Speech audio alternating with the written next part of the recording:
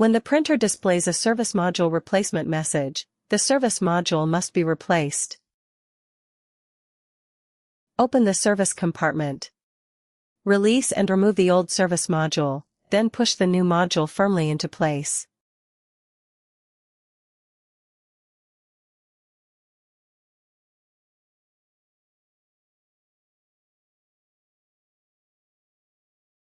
On the printer screen, open Tools, and then select Maintenance.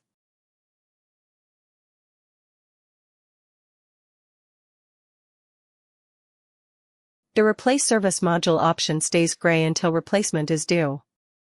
When it becomes active, select it.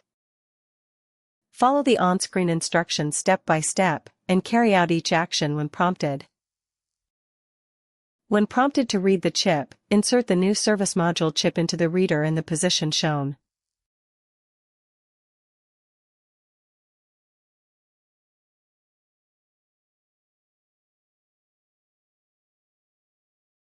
After the chip is read, enter the required operating hours value. If a range is displayed, enter the highest permitted value.